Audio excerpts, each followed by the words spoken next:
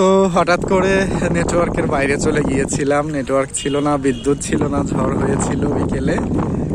তো হঠাৎ করে এই অন্ধকারের মধ্যেই ঘরের মধ্যে তো আর ভালো লাগতেছিল না, বাইরে আসলাম যমুনা নদীর পাড়ে, যেই পাড়ে কেটেছে আমার শৈশব, কৈশোর, এবং এখনও আমি আসলে ভালো লাগে বেশ, মনের সব ক্লান্তি ভার দূর হয়ে যায়। তো এখানে এসে একটু প্রকৃতি উপভোগ করতেছিলাম, হঠাৎ করেই বিদ্যুৎ চলে আসলো এবং বন্ধুর কলটাও ঢুকে পড়লো, কারণ ওদেরকেও আমি বাসা থেকে আসতে বলছিলাম, কিন্তু মাঝে দেখি যে নেটওয়ার্ক নাই, ওরাও আমাকে কল দিলে আসতেছিল না, আবার আমিও দিলে যাচ্ছিল না।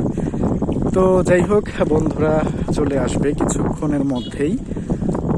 আমি শুকরিয়া আদায় করি মহান রব্বুল আলামিনের, যিনি আমাকে এই সুন্দর প্রকৃতি উপভোগ করার তৌফিক দান করেছেন। এবং আর গতকালকে পবিত্র ঈদুল আজহা চলে গিয়েছে। আপনাদের ঈদ কেমন কাটলো জানাবেন।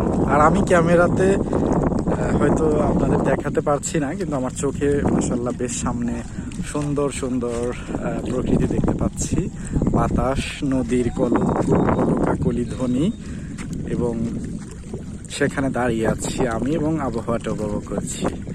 ধন্যবাদ সবাইকে, আসসালামু আলাইকুম। আমি একটু প্রকৃতি উপভোগ করি এবং বন্ধুদের সাথে আড্ডা দিই। আপনারাও ভালো থাকেন। আমি আমার মনের অনুভূতিগুলো শেয়ার করলাম, আপনাদের কাছে ভালো হয়তো লাগতেও পারে, নাও লাগতে পারে, সেটা ডাজন্ট ম্যাটার, বাট আমার কাছে ভালো লাগছে, আলহামদুলিল্লাহ।